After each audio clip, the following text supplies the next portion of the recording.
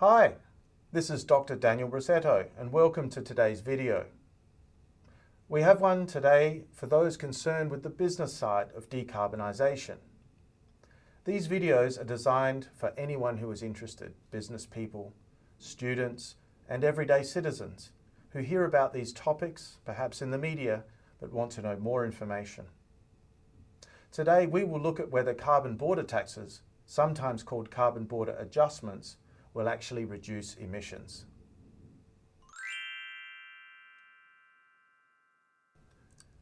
We're going to go over a paper that I published in the Sustainable Horizons Journal. It's called the Carbon Border Adjustment Mechanism. What does it mean for steel recycling? The paper is available open access, so you can download a copy from the journal website at no cost.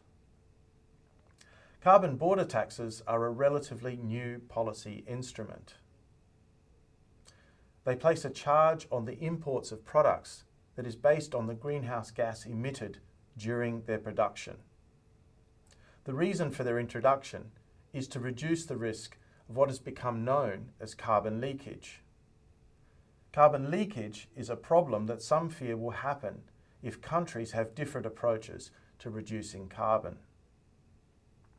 Countries with less or no restrictions on greenhouse gas emissions may give a competitive advantage to producers that are exporting.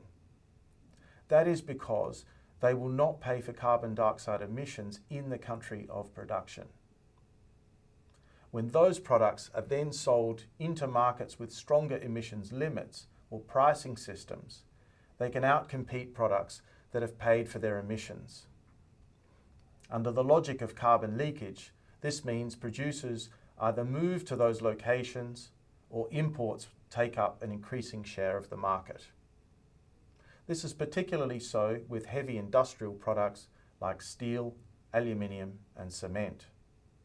For those of you who would like to know more about carbon leakage, look out for the next episode. The first group of countries to introduce a carbon border tax were those within the European Union. The program is called the Carbon Border Adjustment Mechanism, or cbam, and it was introduced in 2023. cbam is designed to run alongside the European Union's domestic emissions trading system, or EU ETS. So first, let's take a look at what the emissions trading system is. The EU introduced a domestic carbon pricing system known as the EU ETS back in 2005.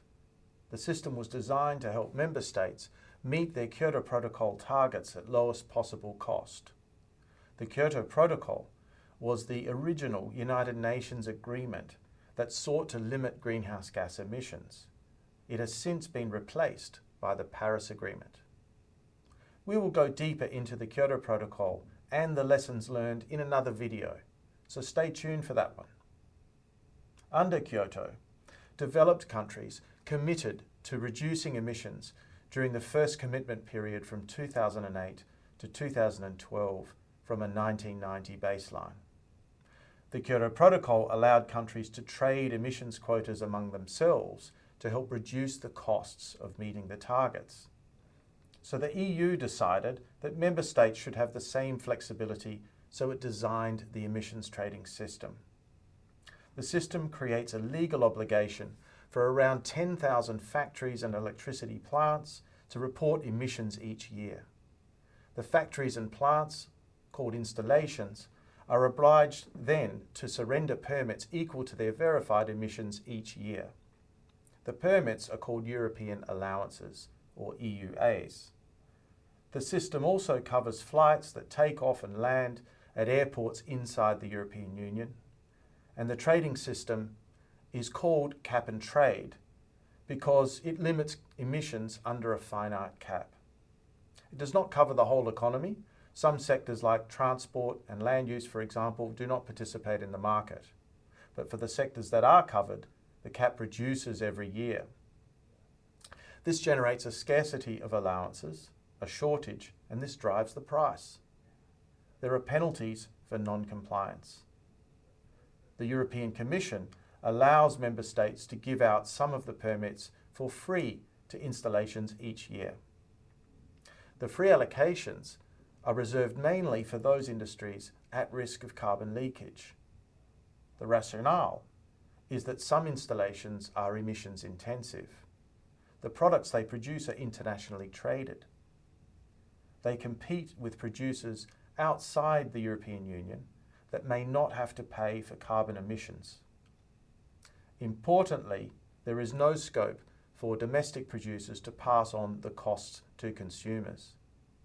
And so, in order to offset any competitive distortion, the European Union gives the permits to those installations at no cost. The remainder of allowances are auctioned by the member states. The cbam system was introduced to eventually take the place of free allocations to installations at risk of carbon leakage. The new border carbon tax program began with reporting for importers of 6 emissions-intensive products: steel, cement, aluminium, fertilizers, hydrogen, and electricity.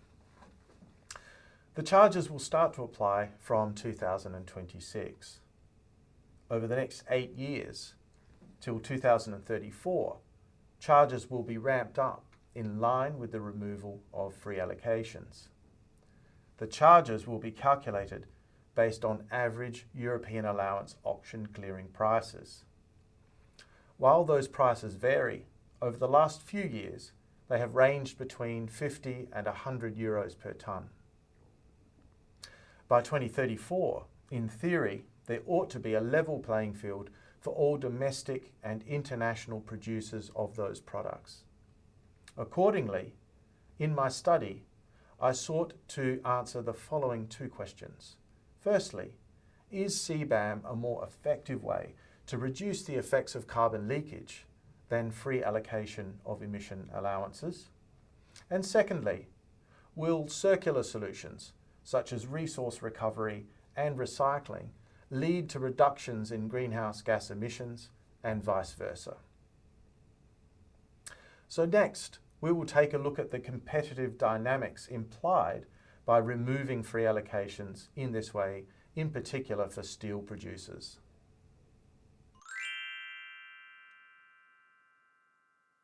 Taken directly from the paper, this chart represents how free allocations allow producers to remain competitive. The chart is hypothetical and used to illustrate the concept only. If the hypothetical steelmaker added the cost of purchasing the European allowances needed for compliance, its cost would be too high. The hypothetical steelmaker is unable to pass on the costs of purchasing those EUAs to its customers. Therefore, it would lose market share to those producers, and in particular imported steelmakers, that did not have to pay for carbon. Free allocations are therefore a gift that provides an asset to those producers that has a market value, but it has no cash cost. This allows the steelmaker to comply with the emissions trading system and still make a profit. Free allocation is widely understood, though, to mute the incentive to reduce emissions for the incumbent steel producers. This is one of the principal reasons why border carbon taxes have been developed as an alternative. Another interesting element is that free allocation might otherwise look like a subsidy. However, because the emissions trading system does not apply in every other country, it is not a subsidy, or at least in principle. That could of course be different if member states gave producers more European allowances than they needed. However, that's a different issue, and we will look at that in another upcoming video.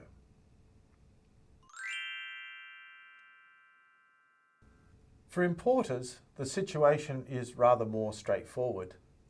Assuming the producers are not paying for carbon, they can seek to sell products into the European Union where market prices allow for a profit to be made. In other words, those steel producers are not required to comply with the emissions trading system. All that really matters to them, at least commercially, is whether the price at which they can sell in Europe allows them to be profitable. As a reminder, the competition they face in this market are domestic producers who are receiving freely allocated European allowances.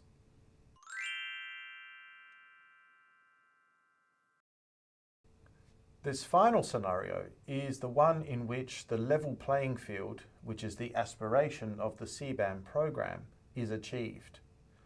Both domestic producers and importers will face similar compliance obligations and have cash costs to meet those obligations. If importers are paying for carbon elsewhere, it can be declared, and the EU has the power to allow netting off of those payments.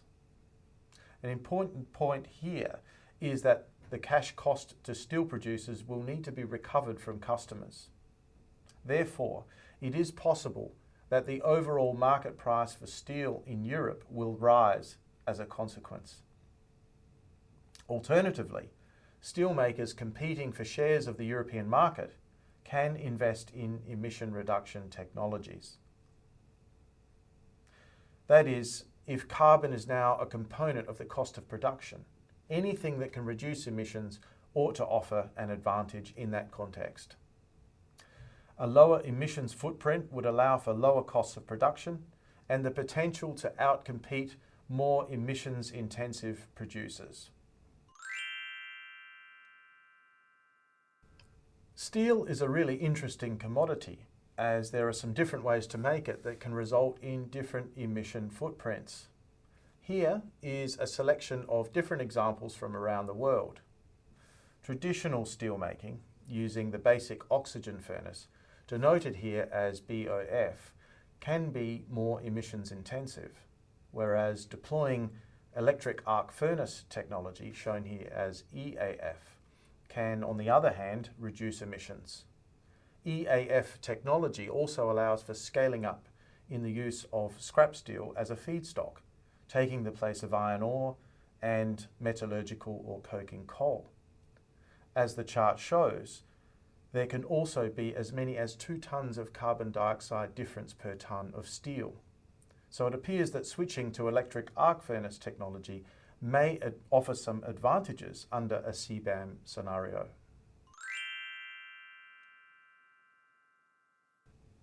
This chart illustrates the results of modelling done for the different steel plant emissions intensities from around the world. All the dots shown above the line here are the plants that use traditional steelmaking techniques. Those below the line are those that use some combination of electric arc furnace technology. This shows quite clearly that under the full CBAM scenario, there is likely to be an incentive to move towards electric arc furnace technology. Unfortunately though, it's not that simple.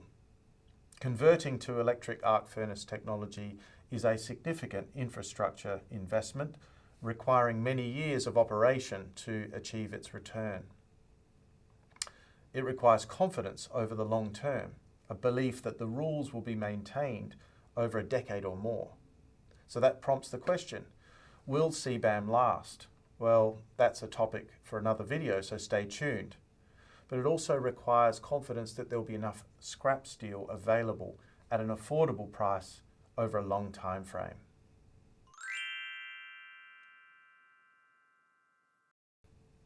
So, let's revisit the questions that were posed earlier based on these results. The first question, does CBAM represent a more effective way to reduce the effects of carbon leakage than free allocation of emissions permits?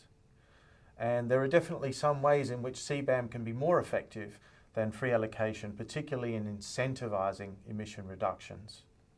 Removing free allocations would provide a clear incentive to steel producers to reduce emissions, as we have seen.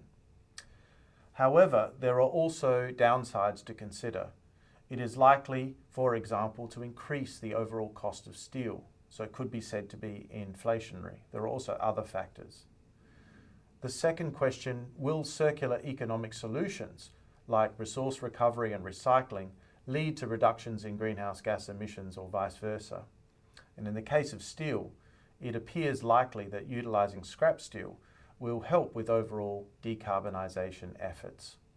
Furthermore, in the case of cbam, it is actually the carbon price signal from the EU emissions trading system that would assist in creating that incentive.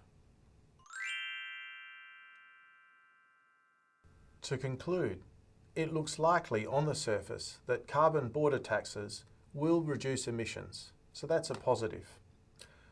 But that is not the end of the story. In order to deliver against this potential, producers would need to be confident that the rules will last for decades into the future. In the next video, we're going to look more closely at the sustainability of these measures. So please keep an eye out for that one. Thank you for watching, and I look forward to seeing you in the next video. Bye for now.